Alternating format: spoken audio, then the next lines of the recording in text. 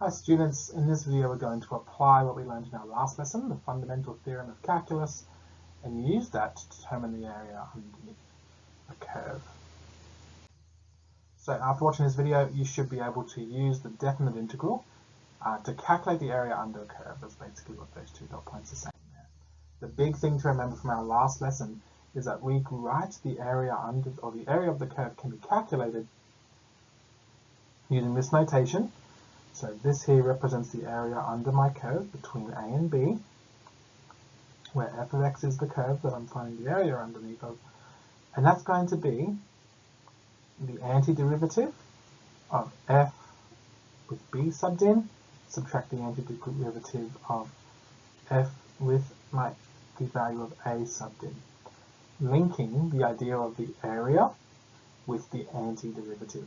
And we started calling this integration, because what we're doing here in this left-hand side of the formula, what it represents is we are integrating, we are summing all of these really, really small rectangles together to get the area underneath a curve. We're integrating them all together, putting them all together. Now, obviously, if we're going to be doing some anti-differentiating, we're now calling it integrating. If we're now going to do some integrating, we also need to know our integral rules, which I've just put there as a bit of a reminder there for you. Alright, so let's do an example. We're going to come back to this example where we have to find the area underneath a curve between x equals 0 and x equals 5 underneath the curve y equals x squared. Now, you might think this looks quite familiar. It should, because this is what we've been using to, when we've tried to approximate areas using rectangles and using trapeziums, this is exactly the same question we've been using. So when we were using rectangles, I believe our answer ended up being, what did our answer end up being? 16 and 4. I think our answer ended up being about 30 all up. When we were using trapeziums, like that, our answer ended up being 42.5. So now what we're going to do is use calculus, use our integrals that we've now just worked out actually tell us about area. We'll use that to find our value instead.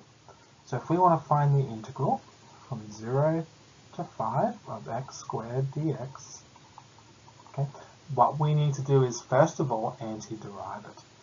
So, or anti-differentiate. So x squared,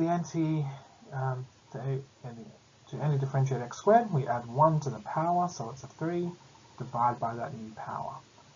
What I'm going to do for my notation now is put a line and a 5 at the top and a 0 at the bottom to again just make sure I see my interval. Then the next line is where I substitute both of those values in. So that'll be 5 cubed over 3, and then we're going to subtract 0 cubed over 3. So we've got my function with 5 subbed in, and then we'll subtract that same function, that same antiderivative with 0, my lower limit substituted in. So well, that's just going to be 0. That's 125 over 3, which is going to be equal to 41 2/3. So my rectangle, not terribly accurate. When we use the trapezoidal rule, that value is much, much closer, but the exact area under the curve x squared between 0 and 5 is going to be 41 2/3, or 125 over 3. So all this anti-differentiating, this is what it's been leading up, one of the things it's been leading up to, one of the big things it's been leading up to. Antiderivatives help us integrate, help us find area underneath curves. Note, in this case, we don't need to use the constant of integration when we're actually calculating definite integrals. Let's go back to our example we just had. If we had 0, 5, x squared dx, let's say I did put my constant of integration in. It'll be x cubed over 3 plus c, 5, 0. I wonder if you can tell already what's going to happen. if I do include the constant of integration and then see why we don't need it. But let's say we substitute 5 in. So we'll substitute 5 in like we did before, 5 cubed over 3 plus c. Then I'm going to subtract 0 cubed over 3 plus c. Now we've already said 0 cubed over 3 is 0. So what I'm going to get on the next line is 5 or 125 over 3 plus c. And then because of this minus sign at the front, this term here is going to become minus c. And those terms will cancel each other out. So whatever the constant of integration is, because we're subtracting upper limit from lower limit, basically because c is in both of those expressions, subtracting them is just going to cancel them out. So when we do our definite integrals, we don't need our constant of c. We only need that for our indefinite integrals when we don't have limits on the top and bottom there. Alright, let's do one more, just because we can now. Let's find the area underneath this curve. So we want to find the area underneath f of x equals ex to the half plus 2 between x equals 2 and x equals 6. So we can just set up our integral there, 6 to 2 e to the x over 2 plus 2 dx. Now, our first step is always to anti-differentiate or integrate at that point. So we've got exponential, so it's ex to the half.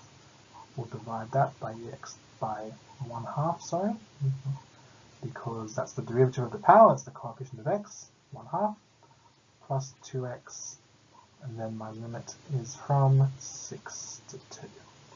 So writing that out a little bit neater without the fraction, that 2 gets to go to the top, that 1 can disappear because it's over 1, 2ex to the half plus 2x between 6 and 2.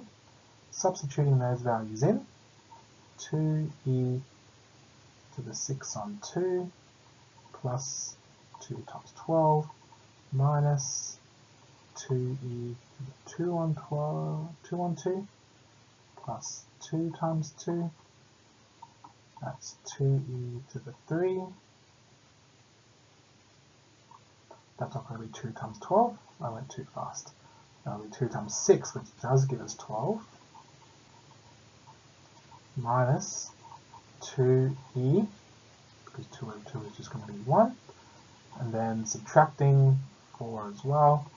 Simplifying, 2e cubed minus 2e plus 8 is the area underneath that curve. Now it's not a nice neat number, but that is exactly the area underneath this curve between x equals 2 and x equals 6.